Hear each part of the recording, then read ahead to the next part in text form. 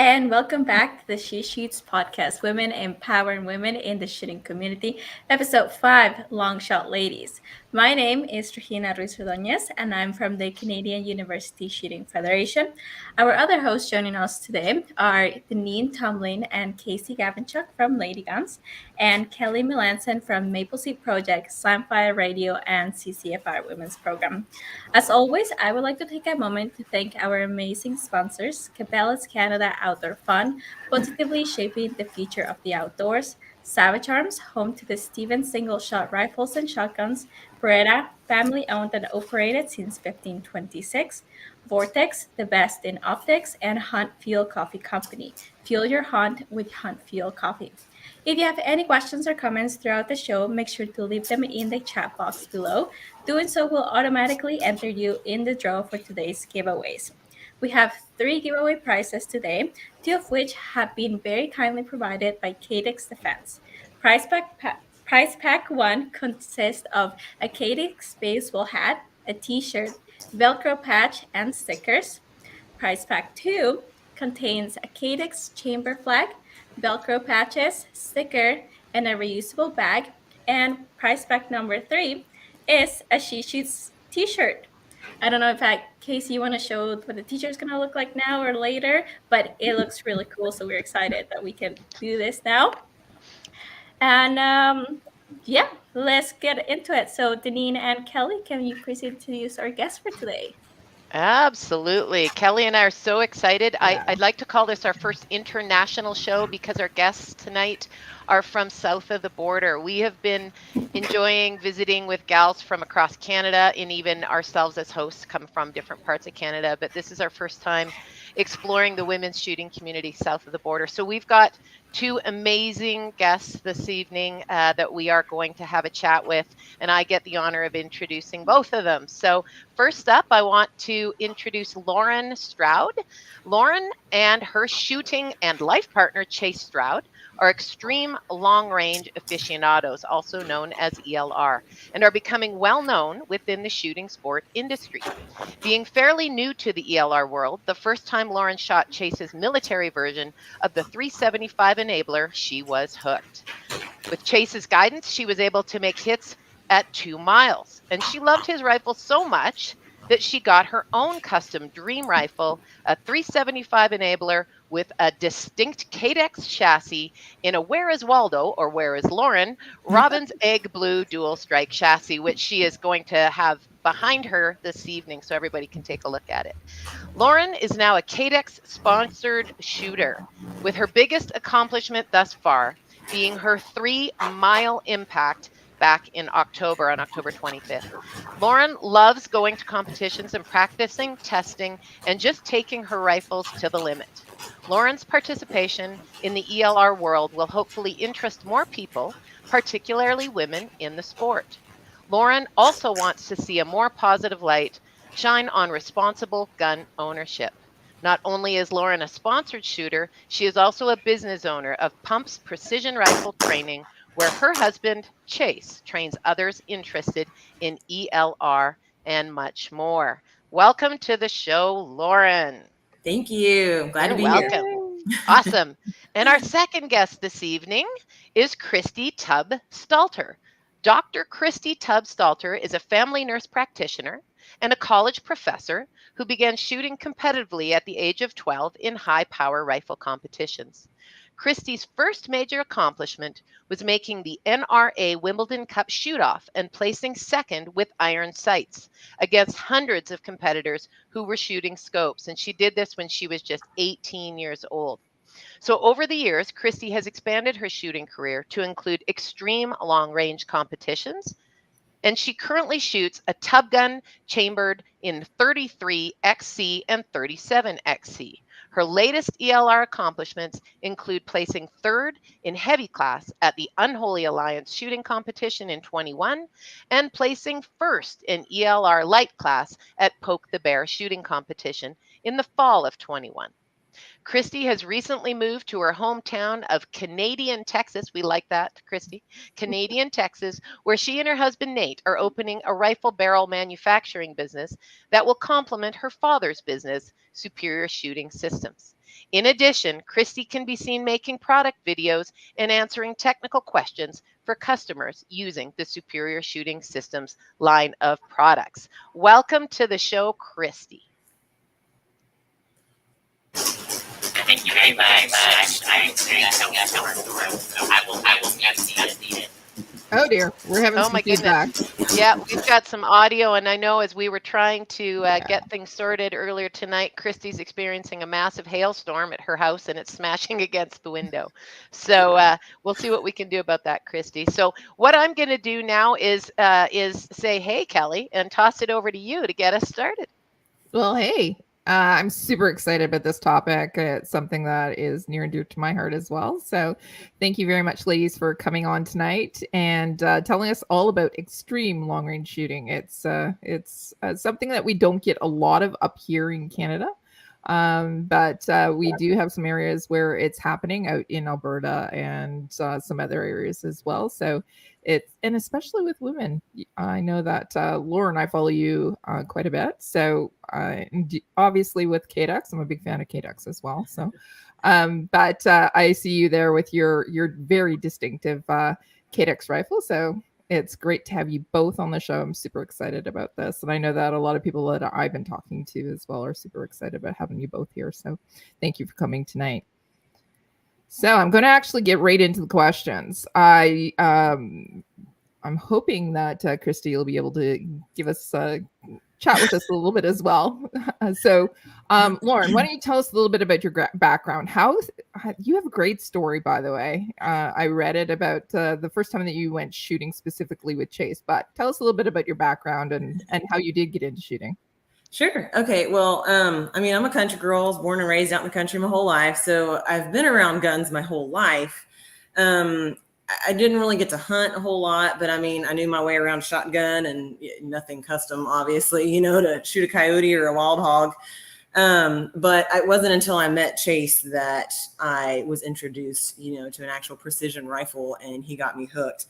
Definitely the first time that we met, he made me do a little competition where if I had to hit the ball, then it would kind of give us a little first kiss. And, I'm very competitive, so it was hard, but it was like, I want both of these, so I got them all but one, but then the second shot, I was able to get it. And that way we both kind of win. It was a win-win situation. I still, made all the hits, but I still got that kiss. And then obviously I went from there, and now we're married.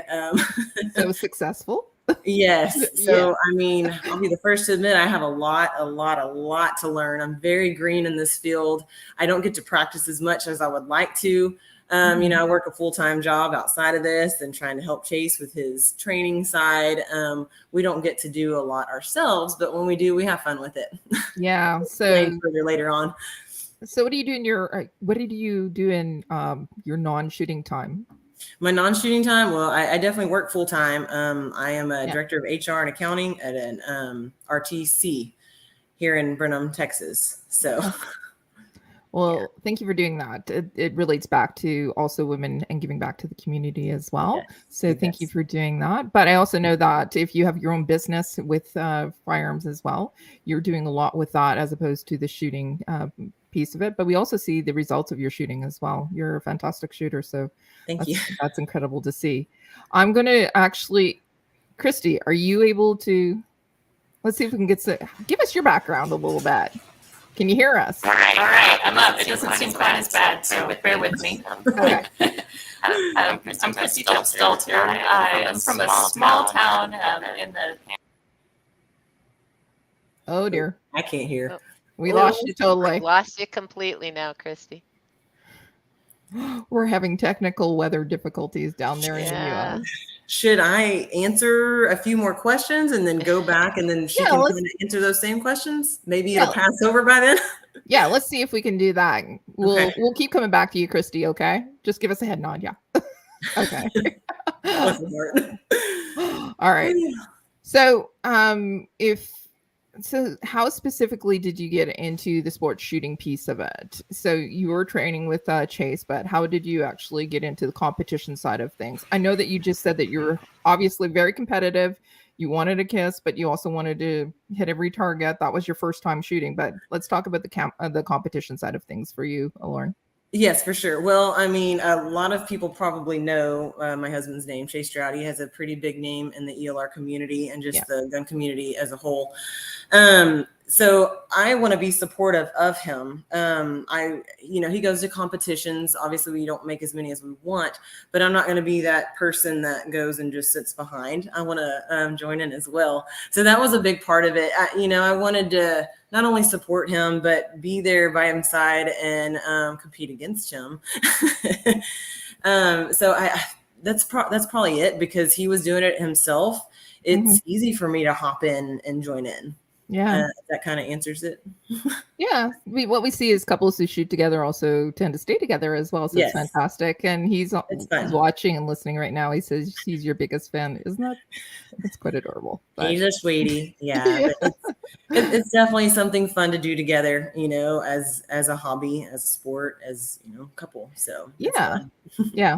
Fantastic. Christie, what about you? Let's see if you have any, if you can chat with us. All right. Can you hear me now?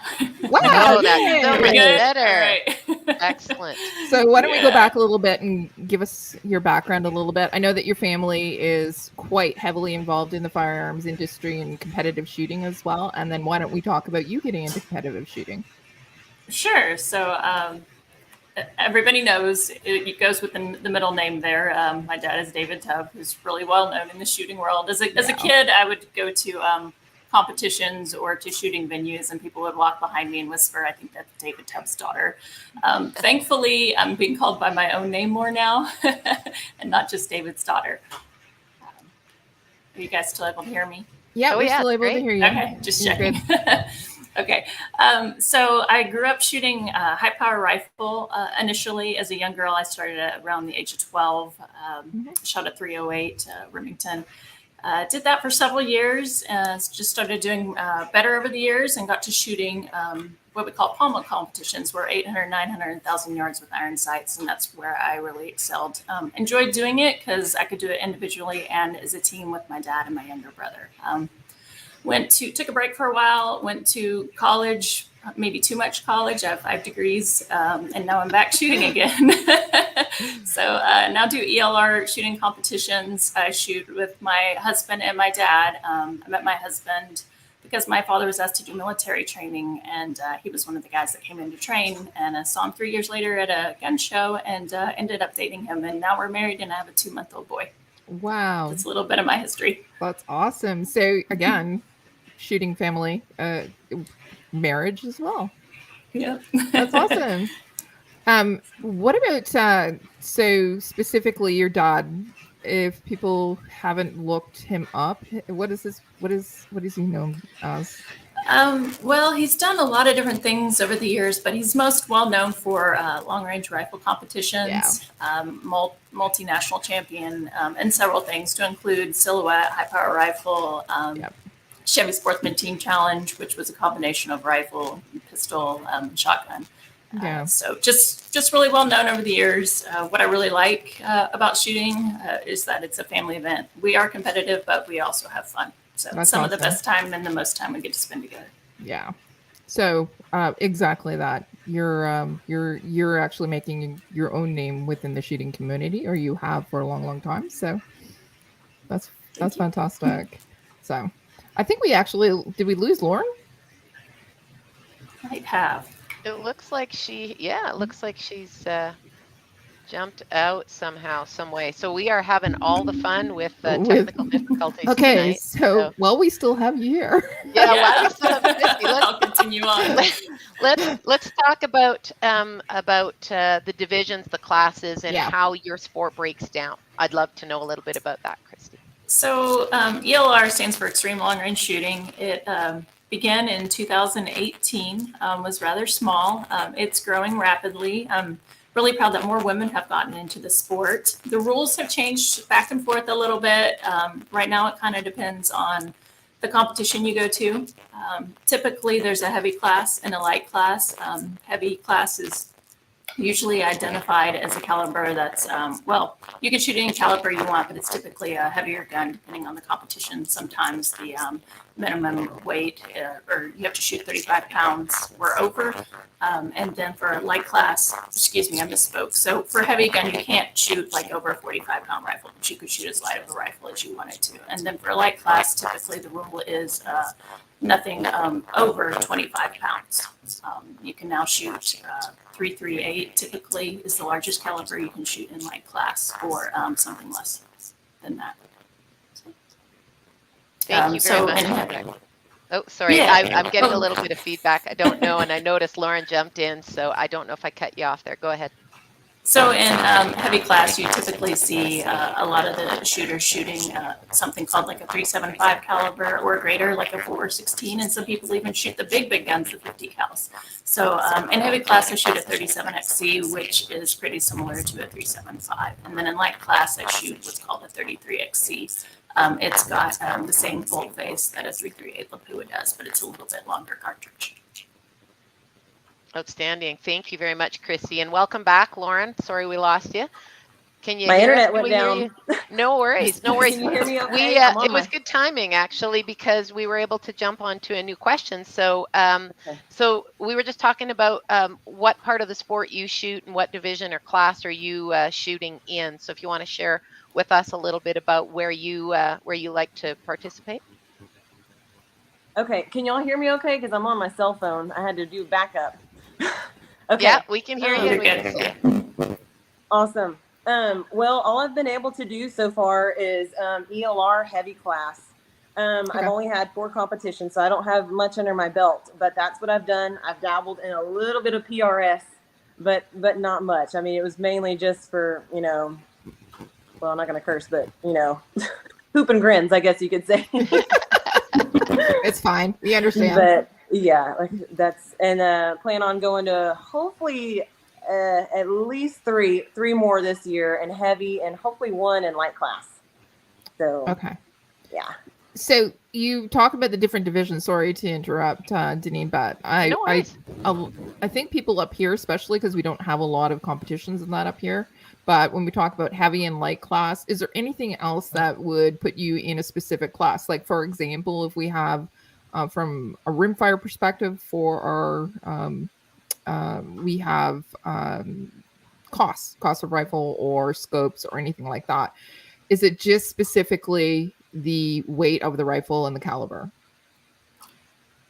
At this point in time, yes. Lauren, do you have anything to add to that? No, that's all that I can recall. Yes. Okay. Just the big uns and not the big uns. That's it. Yeah. Or you can shoot a little one in the big class. You know, you can do that. All right. Outstanding. Yeah. So I'm guessing the favorite one you own is the one that you guys have on display right now. Is that it? That's your favorite? So what's behind you, Christie? This is a Tubb gun designed by my father. It's actually the second design of his. His first design was called a Tubb 2000. And so this one has 17 years of improvements on it. There's a lot I could go through. Basically, most of the components on it are adjustable, and most of them he had something to do with the manufacturing of. For example, I built the triggers that go in all the Tubb guns. Wow. So it's got like a muzzle brake on the front that's adjustable. The bipod looks kind of crazy, but it's completely adjustable back there. I'll try to move my head. We use Leopold scope with the reticle that he designed. When I shoot, I typically do my distance in yards and call my win in miles per hour. So that's different from most scopes that use mils or minutes of angle. Yeah. So, the back of it's adjustable. I don't know if you can see it as well, Yep. but and it collapses. The back of the stock will actually collapse. What's really cool about it is you can switch barrels and shoot different calibers with the same gun. Just switch the barrel, and you can switch the bolt head if you need to. awesome. That makes it much more convenient, I guess, hey? Yeah. And easier to work with because you know your own chassis. So how about you, Lauren? Tell us a little bit about that beauty beside you. Okay. Yes. It's hard to fit it in this picture because it's so big. It's about as tall as I am, and I'm 5'6". It's a little under 40 pounds too, and that's kind of one of those things in the heavy class as well. We've got to stay under that.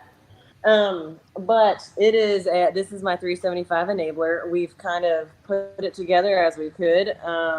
Let's see here. I've most of it's KDEX, but I've got a few sponsors. Or do we want to go there, or do you want to wait till later? that I've got on it. Yeah, you can go there. It's just kind of hard to see, but I mean, I have absolutely fallen in love with the chassis. It's so comfortable to be behind. That's why when Chase got me this rifle, it did not have this chassis on it, and I was very adamant on getting it because I was so comfortable shooting his. But yes, KDEX action, KDEX chassis. We've got a Leopold scope with a Trimmer 3 reticle in it. And then I've got this bipod extender on there. You can't see the AccuTac bipod, but it's on there. And then we've also got this is what's so important for the ELR side is the Charlie Terac and then the Delta. So the Charlie Terac adds like 120 mils of elevation so that you can see more. And then the Delta is what looks around the scope. Otherwise, you've got it so inclined, you'd be looking at the scope. So it helps you peek around. Kind of hard getting thrown off there, but that's kind of it in a nutshell. No, that's good. We appreciate it. And I guess I should do a shout out to KDEX and Patrice because it was through reaching out to Patrice at KDEX in the central part of Canada over in Quebec there that he connected us with you, Lauren, and then you connected us to Christie. So just shout out to KDEX for helping us set this up today. So so Kelly, have you got any questions to follow on to how beautiful the guns are, like maybe what they shoot out of them? Yeah. So why don't you talk about, do you shoot factory ammo or do you just do reloads specifically? We're definitely reload only over here. Yeah. What about you, Christie? Precision reloading. Learned at a young age how to do it. My dad made sure we used powder that I couldn't blow anything up with, even if I filled up the whole case on accident. That's great. That's what I learned. A lot of people do use factory when they first start out. Why'd you switch over? Okay, Christie, your dad taught you how to do it, but why is it important, or why do you think it's important for reloads? Well, it's specifically in our type of shooting, we shoot really, really long distances. So if I say I shoot factory ammo, that stuff can vary by several grains. I will completely miss the target just due to elevation. Just if I had something that had 5 grains less powder in it than the next round. And, that'll cause you to lose a competition because your velocities will be high, low the whole time. Yeah. So precision. Uh-oh. She's lost power. Looks like she had a complete power outage. All right. Well, I guess the question has to be tossed over to Lauren. It's frozen. I'm definitely agreeing with what she was saying, though. There is so much when we're shooting that far. We need to control every aspect. We don't want just luck of the draw on those factory ammo. So, I mean, every little, to the kernel, everything. I'm still learning, obviously. Chase is trying to teach me as we go. I haven't got to reload a lot myself, but I try and watch him as much as I can and then get hands-on as much as I can when I'm able to. But yeah, like she said, there's so much variation when you're shooting that far. You can't risk it. So any little thing that you can control, you want to, and that has a lot to do with your reloading. You have consistency so that specifically with the reloading, so that you know what you're shooting, and you've actually dialed in a recipe that's going to work for you as well. And that's also why your rifle is so heavy as well. You're eliminating recoil, anything else as well. So it's all about that consistency and repeatability, and then also eliminating any factors as well. That's how you were able to get out to 3 miles. Oh, for sure. And it's crazy because a lot of people are thinking like, oh my gosh, your shoulder's got to get ripped off. And I don't even bruise. It is so easy to shoot. So easy to shoot. I love it. Yeah. She's back. Christie, you're back. Kind of like a dance routine tonight. This is fun. Y'all are having some problems with your internet. I think the weather down there is just not cooperating. Good old Texas. I think we forgot the passport requirement, and this is the problem. We have crossed the border, right? So that's probably it. All right. So where do you ladies shoot? What do you call your home club? Where do you do your practice? Yeah.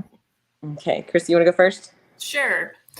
Well, I've lived in Virginia Beach, Virginia for the past 8 years until recently. So my practice would consist of either in my backyard, which wouldn't take me very far yardage wise, or I would visit the shooting club called Black Bear Shooting Club in Gladstone, Virginia. It's on top of a mountain, so sometimes I would drive the 4.5 hours to get there, and it would be completely fogged over. One time it stayed foggy the whole day, and I couldn't even practice.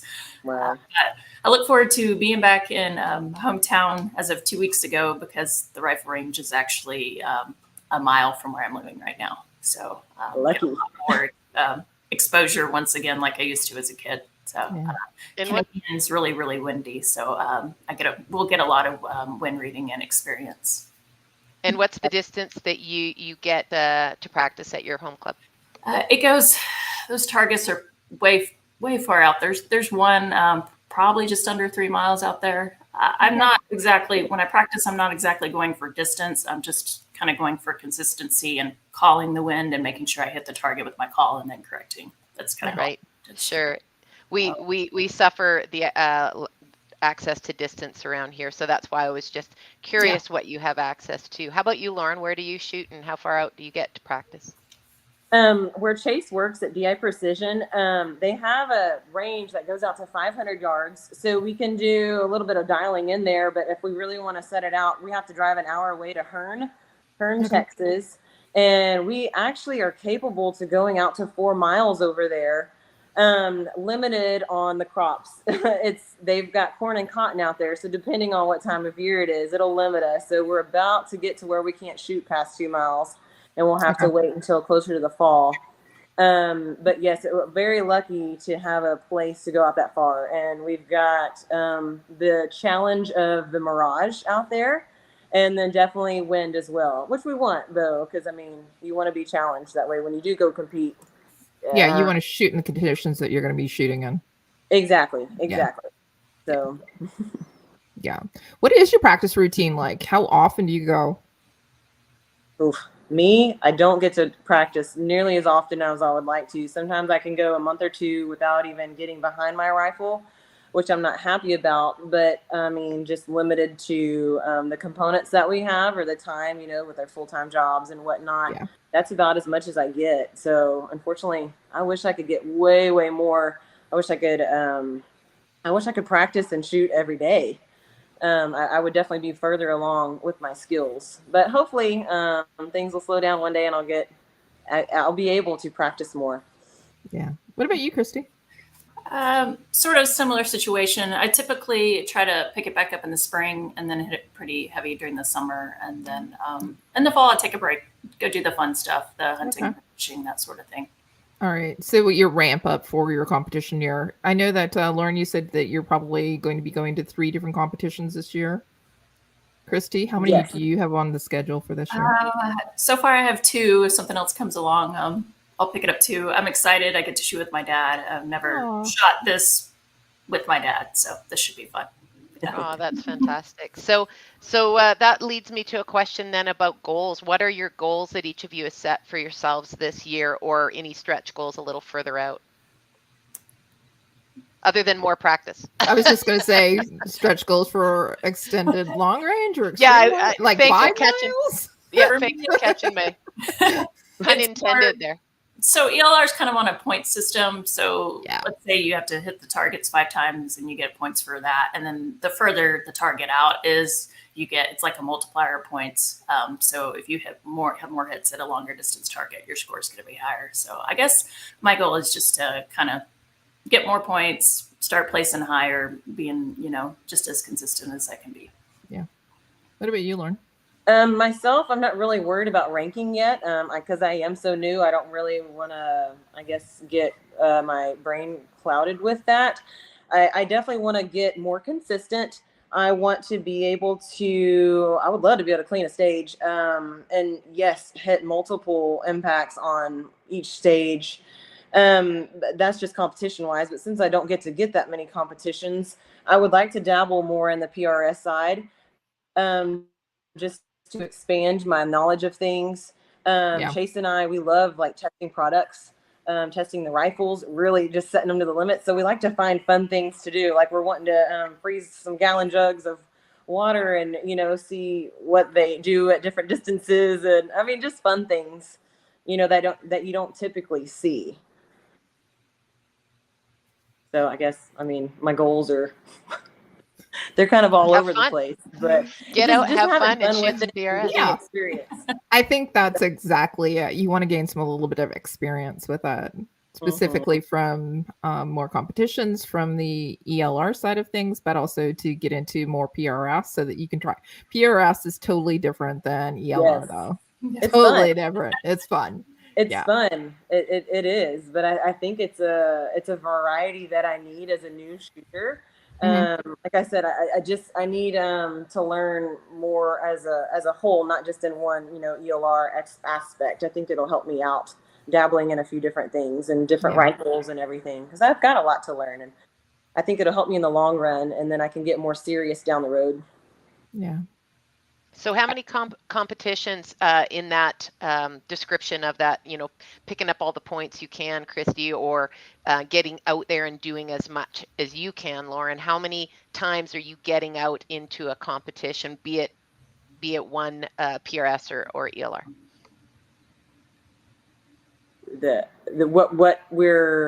What we're doing this year. How many are you going to get out to? Yeah, how many are you going to get out to this year? There's definitely, it's called Conquer the Castle. It's in Texas. So I definitely want to hit anything in Texas. I'm sure Christie's the same way. And that's when I'm going to try and do my first light division class. And then I'll do heavy as well. And then I think they're doing a King of 1 Mile out there as well, maybe in August. I want to try and hit that. And then me and Chase still haven't decided, but we want to, if he goes anywhere else, I'm going to try and tag along. We just haven't decided where yet. All right. Okay.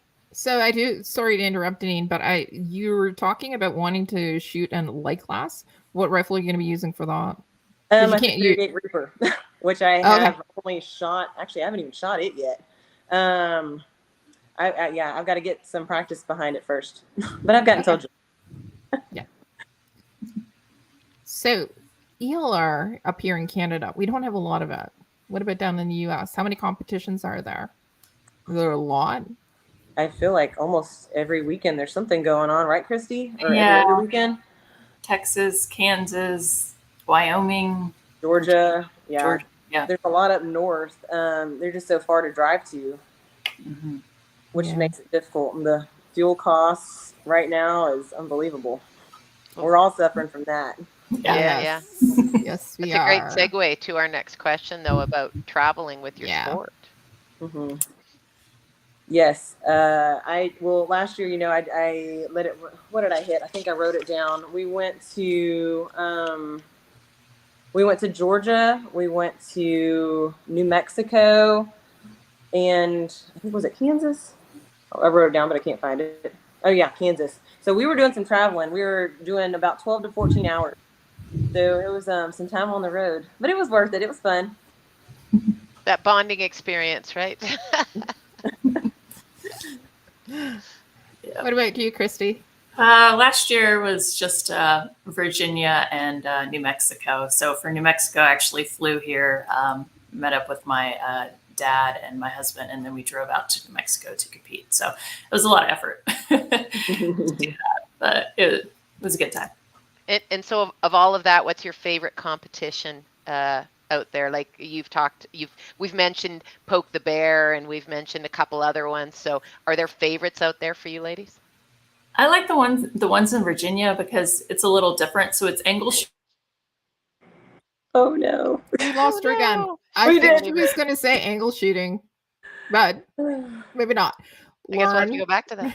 We'll have to go back to her, yeah. Lauren, what about you? What was your favorite competition last year? Out of the few, my favorite was Conquer the Castle in Texas. Okay. It was fun. It was just a cool atmosphere. And that was mainly it. The atmosphere, it was awesome. The range was perfect. And then there was a castle literally that we stayed at. So it was fun times. I'm definitely looking forward to going back there. You're going to go back. Okay. Christie's back as well. Christie. So yeah, there's angle shooting at the one in Virginia, but it was downward angles instead of up and down. So it was completely different. It was a lot of fun. That would be different. That would be very different. You have to do things totally different for downward angles. Yeah. Yeah, it was a lot of using bags and building, up really high and then making sure the front of your barrel was going to clear in front of, what you were shooting, make sure you didn't shoot the rock right in front of you. Yeah, So. that's Always important. Always important. yeah, it's an issue. Yeah. All right. Yeah. So you've traveled a little bit. So specifically with traveling, do you fly with your rifles, or do you forward them first, or you just drive with them? I was leaving I have one of these in Texas, and I was leaving it and then coming here and working up my load real quick and then going to shoot. So I didn't mess with flying. I've flown once. I mean, a couple times back and forth to Virginia with them. I really don't like doing that. Kind of makes me nervous. Yeah. Stuff gets, banged around, or is it going to go missing? Yeah. No kidding. Yeah, Chase and I, we definitely drive everywhere. He had a bad experience once, and we just hear horror stories of people flying with their rifles. I mean, you have a very small window to get to your competition. Everything has to be just right. I mean, if they lose something or something gets bumped, I mean, you don't have very much time to fix anything or find anything. Or, I mean, then you wasted all that time and money to get there. So we definitely have to drive. I flew this thing out to SHOT Show in Vegas, and that was a nightmare. Just trusting them with everything. It was nerve-wracking. Yeah. Yeah. So in other words, your recommendation is trust no one. Right. Yeah. I would not fly with it if you don't have to. All right. When we getting to go to very many matches. Yeah, We're all so far away. Tell us a little bit about your mentors or people that you've had as instructors, people that you looked up to and have actually helped you within your sport. Christie, what about you? For me, it's my dad. Just taught me from a young age. Really worked with me. Spent a lot of time with me. Is very hard on me still, but it's been very good for me. Just wants me to be the best I can be. My husband also has just a little bit of a different background and very good at precision pistol shooting, I guess you could say, and then went through like the sniper part of the military training. So I've learned a couple things from him. So I'd say it's a good mix of both of them. Look up to them both, and we all learn a lot from each other. Mm-hmm. What about you, Lauren? I myself, obviously, Chase, my husband, is my mentor, my coach, my everything. Definitely wouldn't know as much as I know without him. But then also, too, I mean, he's learned so much from David Tubb himself. So it's kind of cool how it's like trickled down. So I definitely look up to, your dad, Christie, and then Chase as well. So much knowledge in them. I try and learn as much as I can. And then whenever we go to competitions, the whole applied ballistics team, they're there. They treat me like family. And like I said, I'm open ears, and I'm trying to learn from them as well. Oh, it's amazing. What about women? Do you have any women that you look up to within the shooting community? Yes. I can say Chris for one. That's for sure. There's not very many of us in the ELR side, but the few that there are, I definitely look up to all of them. They have all welcomed me with open arms. I'm pretty sure they've been where I am, so they treat me very kindly and give me advice. We don't get to learn very much at the competition. You're kind of there. You need to know what you're doing right then and there, but at the end, they've all given me very kind words of like not giving up and, hey, you're going to have your good days. You're going to have your bad days. The best shooter that won first place might not necessarily be the best shooter that day. And, or like overall, and the person that got last place isn't necessarily the worst shooter either, and that kind of really stuck with me for some good advice because, a lot of it is luck of the draw that day. The person that shoots first that day might have better conditions than the person that's shooting last that day in ELR, and it's very hard in these competitions from what I've learned so far. Christie, does that make sense to you? Total sense. Yeah, kind of hard to explain. But, yeah, I mean, you could be up first in calm conditions, or you could be up first in a storm. and you're not going to do as well as somebody else that would shoot later when things calm down. Like Lauren said, Right. there's not as many women in ELR, but anytime I do see a new female shooter, I try to say hello and introduce myself. That's how I met Lauren. So That's awesome.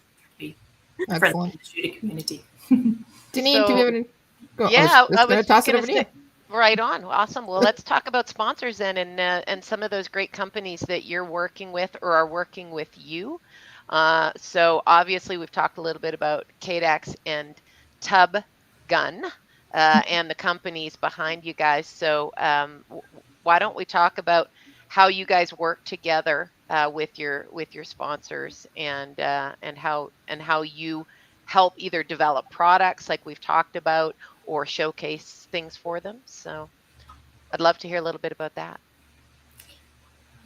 I've been taking slowly on a roll with Superior Shooting Systems. So I do like YouTube product videos and stuff for my dad. Sometimes, a lot of times I'm the camera person in the background that edits or reminds him, you need to say this. And sometimes I'll interject. Made a couple of videos myself, becoming a little more confident with that.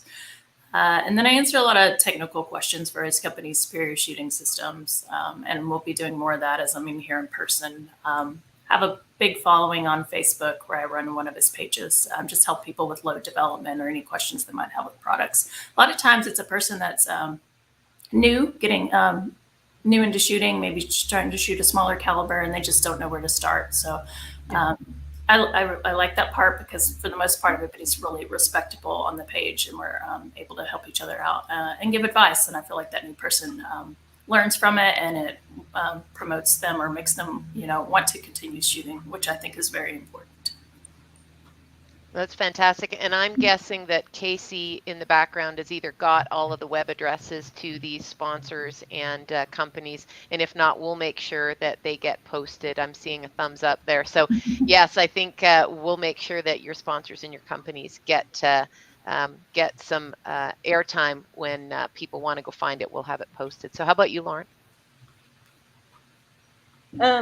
Mine, like I said, I'm still kind of really having to prove myself. KDEX, obviously they helped me out with this chassis here that you see she looks beautiful, but she performs very well. I'm kind of testing a lot. So adjustable bag rider, it's behind back here. I can't touch this rifle, but it's back here, and it's made it way easier whenever I'm shooting. Let's see here in the bipod extender right here, this piece. It has made the recoil go from, let's see here, if I would shoot, I would go probably 5 to 6 mils off. I'd get thrown off. Now it's maybe like 1 to 2. So it's so much quicker to get back on target to see, to make corrections with. So that is a huge difference. And then Leopold, obviously the scope, that is a game changer right there too. And so you get a chance to interact with your sponsors. Obviously, sounds like both of you guys are providing input and advice. And in some shooting sports, we find that being a woman, things are different. In this particular sport, are there things that have to accommodate differently for women shooters than for male shooters? Not at all. That's why I like it. And that's a beautiful thing. And yeah, and that's why I brought it up, because a woman can take on any shooting sport, and it's whatever you fancy. And so in some cases, things have to be fit to you. But it sounds like this is an out of the box kind of sport, and then you build it from there. So like I said, we'll have those company names posted so people can take a look at it and see what companies are working with you and what you're doing for them. So. All right, Kelly, awesome. What else do we want to talk to them about tonight? Well, I kind of want to talk to them about women. You said there's not a lot of women in the ELR. So recommendations for women. Why is it important for them, first of all, to get into the shooting sports, but also specifically ELR? And what advice do you have for them? Lauren, do you want to go first, or do you want to toss it over to Christie? Well, I mean, I just think shooting as a whole is a very important skill that everyone should have. I think everybody needs to have that skill set, to have that gun safety. ELR side, more or less. I mean, this is just kind of for fun. It's just a different way to really see what these rifles are capable of. A lot of women and men have no idea what their rifles are capable of. So whenever you're doing ELR side, I mean, we hear it all the time. I didn't even know, this rifle could shoot that far. So it's more or less of on the ELR side, getting women into it. It's more or less for fun, I think. It's a good community of people to get into, meeting new friends, and they become family. I don't know how else to really say that. What about you, Christy? As far as recommendations for how women can get involved, I would say just look for a shooting club near you. It doesn't necessarily have to be rifle. It could be pistol or shotgun. Go see what's near you, experience it. Go watch an event first. Just see kind of how they run it, how they do it. It might make you a little more comfortable. And then, meet a couple people there, ask them questions, and then work your way into it. Start small. It doesn't have to be big. You can start shooting 22s. It's affordable. It's a good way to learn the fundamentals from different people. Buy the best equipment you can, but you don't have to buy the most expensive equipment to compete. Just start off with what you can do. Take a beginner's course. Look for a female shooter out there that teaches a course. Practice your fundamentals. You could even dry fire, which is not doing live fire, in your living room. Paste a little pasty on the wall and practice holding it. Work on your positions. All that sort of stuff. For I would say watch an event, come talk to us. We can help you get started. Both of us are very friendly and approachable, and we'd be more than willing to help. Absolutely. Really good recommendations as well. I think that specifically with women, ELR, I think is actually good from a women's perspective. We like to be accurate. We like to be able to hit. We like to push the limits and challenge ourselves as well. And then also incorporate everything like windage. And it's just something that, well, at least I can relate to. I know that, Deneen, what about you? Can you relate to it as well? Oh, absolutely. And being an instructor in other firearm sports, I totally agree with you, Kelly. Women love accuracy, and sometimes they mess up because they're checking so many times. So I think that ELR would be something that somebody who likes to really make sure of their shot would be a good pursuit. And why not if you don't need to have anything customized? I think that's fantastic, right? I love the idea that you get the best gun you can and you go, and it sounds like there's lots of room in ELR for ladies to get involved. So I like that too. Specifically here in Canada, there is not a lot. There is there's a little up in Alberta. Deneen, help me out. Up in Alberta, I'm not familiar with the ELRs. I know we've got a couple of long range organizations that have some events, and but I don't know exactly or specifically what they are. If anybody wants to reach out to Lady Guns or to Kelly, I'm sure that we could find some information for you, but I don't have any off the top of my head. So or we could always fly down to the well, we're Canadians anyways. We'll go and fly down to Christie. That's south of us, Lauren.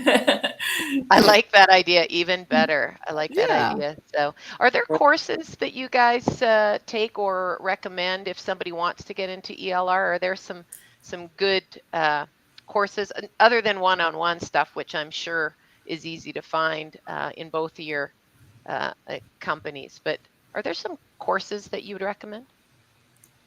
Go ahead, Lauren. Well, I'm just so spoiled with having my husband right beside me the whole time. I mean, that's really all I've done is one-on-one stuff. And he offers classes where you can do in groups or one-on-one. But other than that, I really personally do not know of anything. Do you, Christy?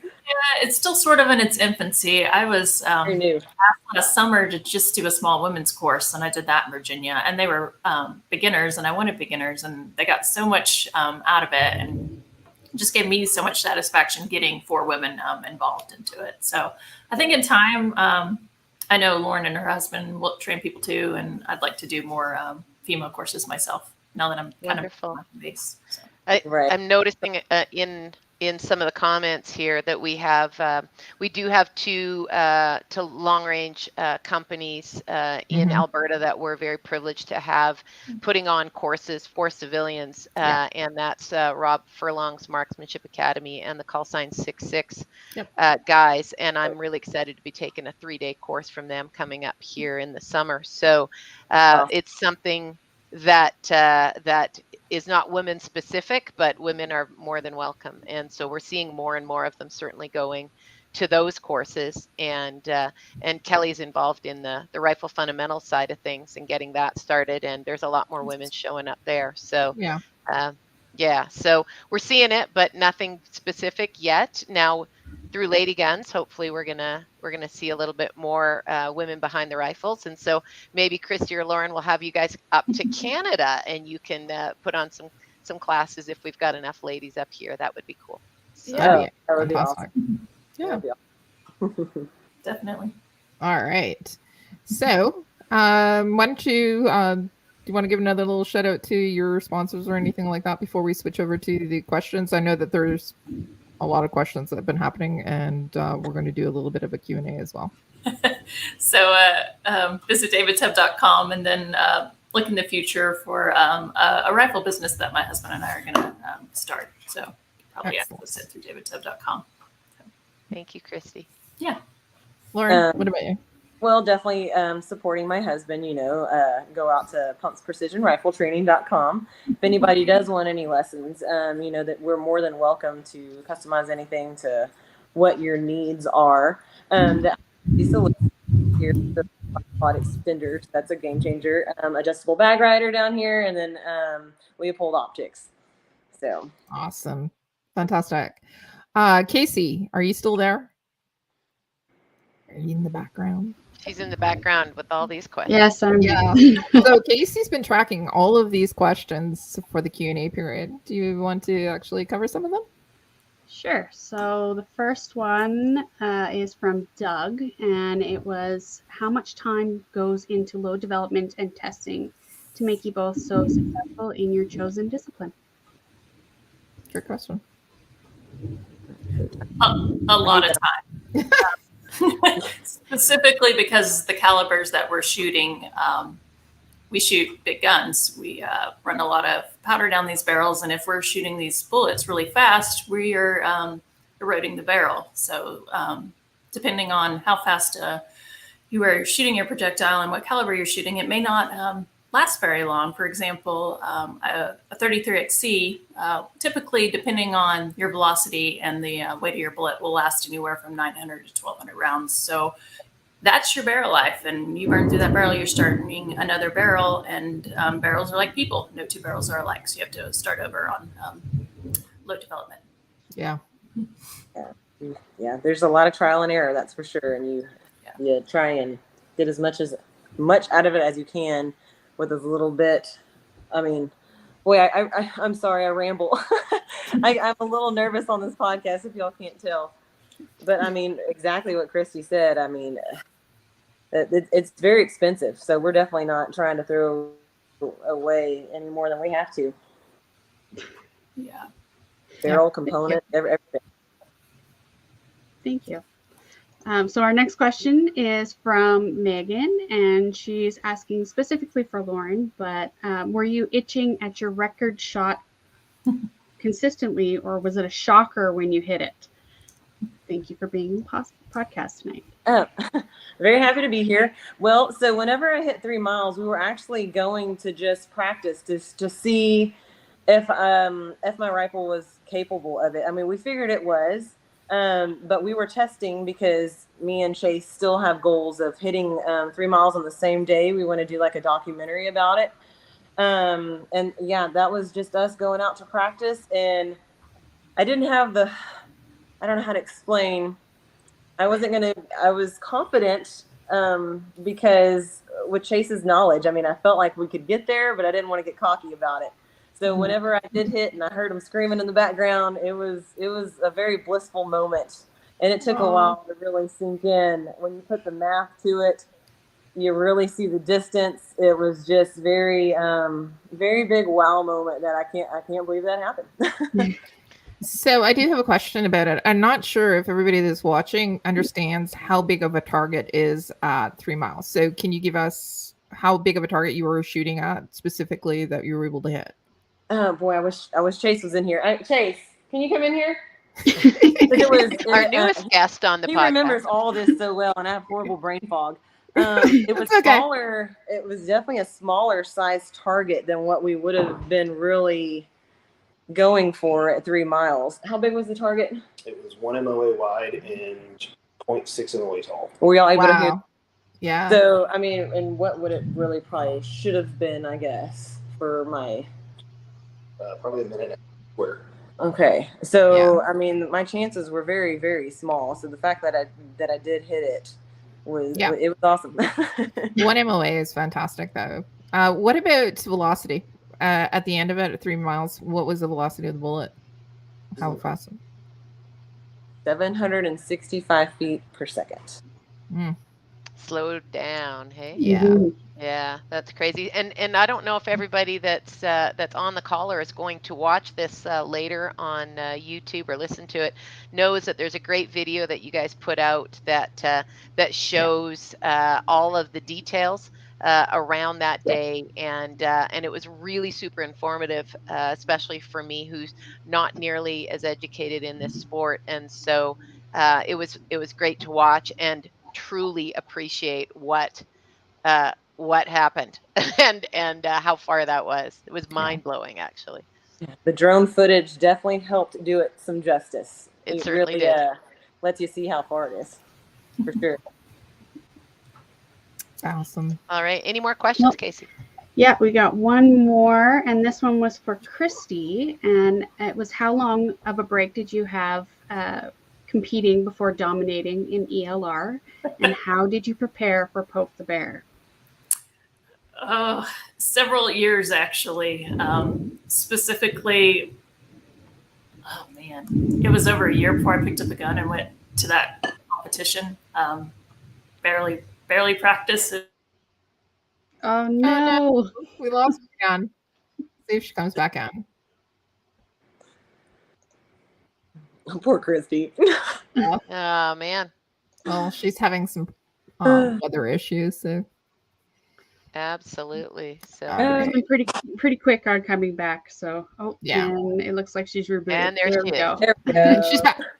It was so I did a master's and a doctorate back to back, so it was like 3 years. But I would shoot, just practice in between, and then went and shot that one match. Honestly, I do really well when I don't practice much and I'm not nervous, and I'm just like, whatever, let's try it.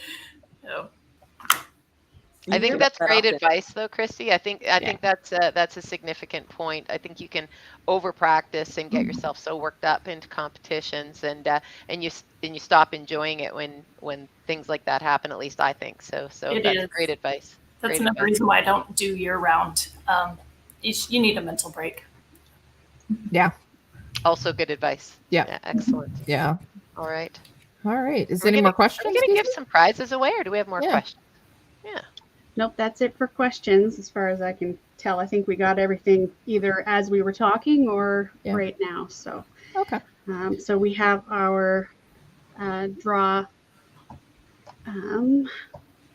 prize packages. Yes. So the first prize package, just doing the random number generator. So our first winner is Doug.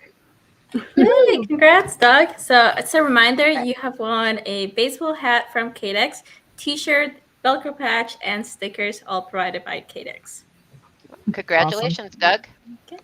And so let's go on to who won prize pack number 2, Casey? So our next winner is Lisa. Lisa Stieg. All right. Awesome. Thanks for listening tonight, Lisa. Yeah, and then also as a reminder, you have won a chamber flag, Velcro patches, sticker, and the reusable bag, also all from KDEX. So, and last but definitely not least, let's get on to our She Shoots t-shirt. And I just want to let everybody know that the She Shoots t-shirts are new, and they're so new I haven't got one to hold up for you yet, but they are ordered, and they are going to be great ladies tees promoting the She Shoots podcast and women, empowering women in the shooting community. So we're excited to be giving them away on each podcast going forward. So Casey, who's the lucky winner getting the She Shoots podcast t-shirt? So our winner is Angela Carlo. Hey, congrats, Angela. Yeah, you get to be the first one to wrap us around. Yeah.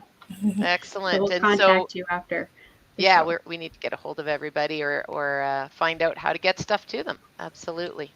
Yeah, I think they're all from Facebook, right? So it should be pretty easy to get them their information. Outstanding. Outstanding.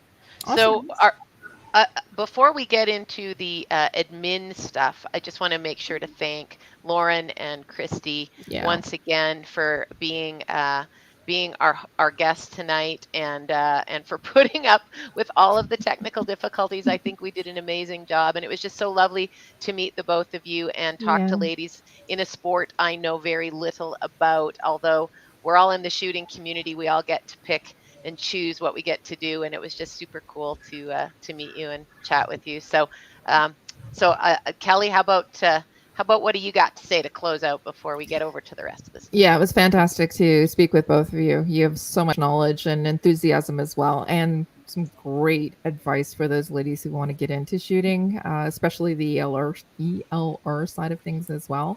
And if we can make it happen, let's get you up here or get you down, or we'll come down there. But we would love to get you up to Canada, participate in some of the, or even hold a course up here, and have as many women attend as well. So really, really informative tonight, and it was super great to speak with you both. So thank you. Thank you all for having me. Really appreciate it. I had a great time. Yeah. Yes, thank you all so much. I hope that all the ladies out there, don't be nervous. Get out there. Everybody's super nice. Everybody's going to welcome you with open arms. So I had a really good time. Sorry if I rambled a little bit. I'm a little nervous, but I had fun. Thank you again so much, ladies. Oh, you're more than welcome. So yeah, you're welcome. Yeah. Absolutely. And we ramble too. So hey, we do. We make it up as we go, right? Yeah, we do. All right. I know. Speaking of, Rahina's got actually the important stuff to do now, so we probably should let her do that. We got to pay the bills. That's right. Okay, so it's good. So how about we get on to our upcoming events? So there isn't really anything coming up for CUSIV. The school year is kind of ending, so it's kind of like our slow season for CUSIV. But I know there's lots of stuff coming on for Lady Guns and Maple Seed. So Deneen, how about you let us know what's going on with Lady Guns? Right on. Yeah, I've got actually on the screen, so pardon me for glancing the other way here, but Lady Guns Ladies Nights at the indoor ranges have just been absolutely crazy, and we've been selling out every second week. And then we added another one a little bit north of Calgary in Red Deer, and it's sold out too. And now we've got wait lists that are almost equivalent to the registration numbers themselves. So and so we've got, so I'm super pleased to talk about them, but they're sold out, so I can't really so all of May is sold out. We're going to put some dates on for June, I think, and then I think we might take a break and start spending some time outside at the outdoor ranges. We're still working on some rifle days in Alberta, range to be determined, and so that will be rimfire activities.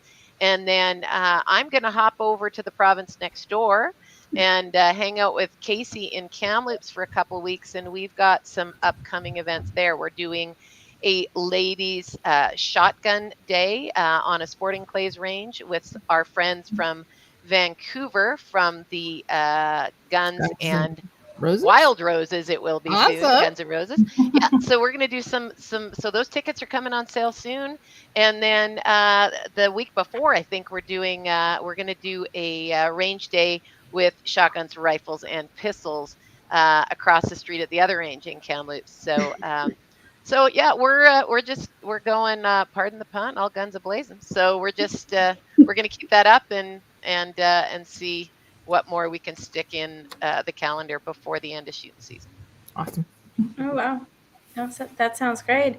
Hopefully, depending on how my schedule goes, I might be able to hop on to Kamloops and see you ladies there. A That lot would be closer than Calgary fantastic. now. It Hey, is. It is. Kelly, Maple Seed. Speaking of guns a-blazing, we have so many events that are currently on our calendar that we're releasing to the public. We don't have enough room on our website to post everything. So we're working on that currently. But I do have some events that I wanted to talk about. These are some upcoming events that still have spots available. So if you're interested, on June 4th, there's Sauce Landing in Saskatchewan. We have spots available. Chilliwack, June 16th and 17th. Hey, Casey, guess what? Kamloops on June 24th has spots available. Lloydminster on June 25th is available, as well as Grand Prairie, Alberta, July 9th and 10th. And let's see, Stittsville on July 17th. Bonnyville in Alberta is on the 23rd. Kamloops again on the 29th of July, by the way. And Miramichi, New Brunswick on August 6th. We have a couple more in August. Those are the only ones that we actually have spots available. All the rest of them were sold out prior to that. So we have a lot that are sold out. So if people are interested, go to our website, sign up, or go to our Facebook page and sign up for those as well. But the other thing is also we have some QSIF events that are happening in the fall as well. So those have been released or are being released to Megan, who is the program coordinator for QSIF, and that's going out to the clubs as well. So I have lined up some stuff for London, Ontario, as well as Stittsville, which is Ottawa. So keep an eye on that. And we also have some events that are happening in Alberta. And we're trying to actually do a QSIF event in Saskatchewan as well. So, which is going to be awesome. And at some point, I'm hoping to get out to Alberta and see you ladies, and maybe even have some lady seeds as well as part of Project Maple Seed. So the other thing that I wanted to talk about quickly is if anybody is interested, the CCFR Gunny Girl calendar model call out is happening. So it is open until May 31st. And after that, we will be selecting the models for the CCFR calendar, those ambassadors that are representing the women here in Canada and shooting. And we'd like to raise as much money as possible so that we can have as many ladies range days as possible as well. So if you're interested, contact me. Let me know. I strongly support all those initiatives. Well, thank you. You're very welcome. Yeah, no, Casey and I got to be part of the CCFR Gunny Girl calendar. We've built some, I think, lifelong friendships. And Lisa on the call tonight, one of the Gunny Girls joining us. So just a great group of people. And the Maple Seed team, Kelly, you guys have an amazing group. And I just was super fortunate to be hanging out with them last weekend. So yeah, it's a big country, but a small community of shooting folks. Yeah. So on that note, I just wanted to say congratulations to one of our newest riflemen, Deneen. Thank you very much. Thank you. It was fantastic. And I'm super happy to have the pink patch. Yeah. It's only available to women. Well, you know what? If you no, I was going to say it's only available to women, but if you talk nicely to me, maybe no. Right. Yeah. No. Proud to have earned my rifleman's patch. I cross shot a target last year and deducted points, so I ended up missing my patch by 2 points. So I redeemed myself this year by more than 2. So thank you. You had a good score. I looked. So it's awesome. Congratulations. I just wanted to say that as well. So, all right, back to you, Rahina. Sounds great. Thank you. So let's get on to our outro stuff. So I'll just like to once again thank our sponsors, Cabela's Canada Outdoor Fund, Savage Arms, Beretta, Vortex, and Hunt Fuel Coffee Company. If you like today's episode, please leave us a like and follow us so that you don't miss out on any of our episodes. If you liked our message and would like to learn more about our programs, check out our websites at cusf.ca, ladyguns.ca, and mapleseedrifleman.com. To support us and get some additional perks, check out our membership programs. Thank you all for tuning into the She Shoots podcast, episode 5, Long Shot Ladies. Don't miss out on our next episode, where we will be joined by Sarah Hisson and aka Sarah Slinger, apologies for my alarm, covering the topic of cowboy action. So make sure to save the date, June 14th, for episode 6, Boots, Chaps, and Cowboy Hats. Thank you and good night.